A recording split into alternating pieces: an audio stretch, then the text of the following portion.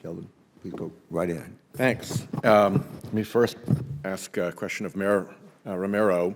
I visited your sister city, Phoenix, not long ago, and was told by the emergency management city director that they were having to redo the staffing for all of their first responders to deal with the problem of operating in extreme heat environments, that you needed to have more people available so you could rotate somebody through a fire or a crash site or whatever it was much more rapidly. In addition to the additional personnel required for that, they also had to have cooling crews ready to deploy when people were becoming overheated and needed overheating first aid. Are you seeing that in your city as well? Excellent question, Senator. Thank you.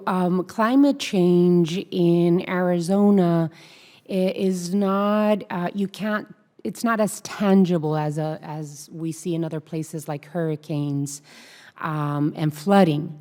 But what climate change is doing to our state is that we are living we're in the 22nd year of a drought.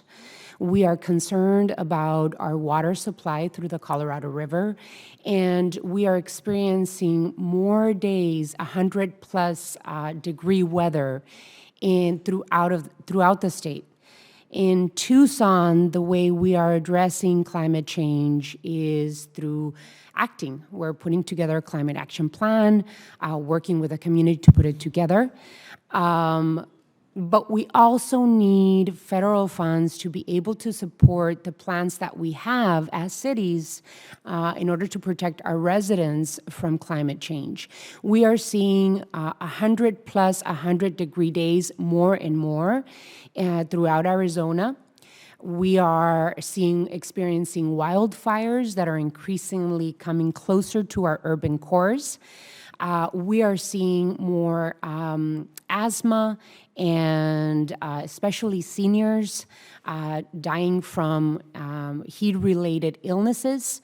And our workers, I would say our first responders, our construction workers, people that have to work outside are at greater risks of heat exhaustion in our state. So, particularly when they have to wear protective gear to accomplish their mission successfully. They do, or have less hours of work. Yeah.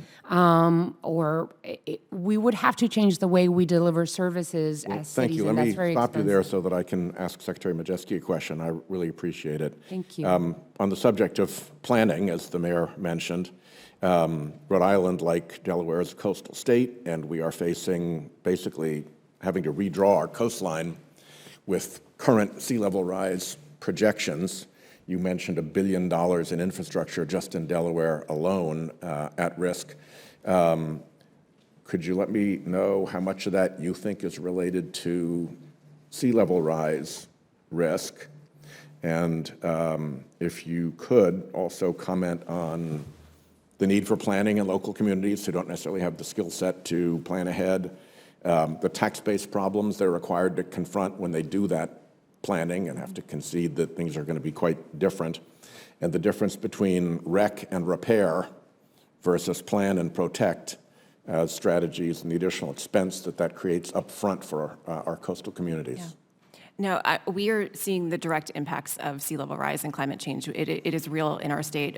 We have about 250 miles of roadway that is overtopped with water pretty much year-round on sunny days, and a lot of that is due to the tidal flooding that we're seeing. So it's not just those strong storm effects, it is everyday flooding that we're seeing on sunny days. So we are kind of doing a two-prong approach here. We have now, with the federal funding, we're able to kind of do studying. We just launched the SR1 Coastal Resiliency study actually last night, where we're looking at the entire Route 1 corridor from the beaches to the Maryland line. And because that stretch of roadway not only has the ocean, but it has the bay. So it is very vulnerable. And so we're looking at long-range planning, what we can do there. We're also partnering with the local universities on different material types and different things that we can be doing. We have a lot of our local small communities that are impacted by this flooding as well. And so that planning and coordination with these local communities. We have a road in Bowers Beach, South Bowers. There are 30 homes. They have one way in and one way out, and it is overtopped with water almost every single day. So we're going to be using some experimental pavement, some pervious pavement, so that we can see if that works, so we can help this community. So all of those things, it's going to take a lot of efforts for us. We're partnering, as I mentioned, with the universities on doing roadway flooding sensors so that we can have better communication with our first responders and our school districts as well. So lots of planning coordination, trying different material, trying to be innovative to protect the existing roadway that we have. But as we're planning these future projects, taking sea level rise into account as to what the road design is, what elevation should it be, and then protecting and working with those local communities is critical. Thank you very much. If I could just mention one other thing, it's not a question, but we just got an $82 million grant for the bridge that connects Aquidneck Island with the mainland through Jamestown. It's called the Pell Bridge, after our former colleague, Senator Claiborne Pell.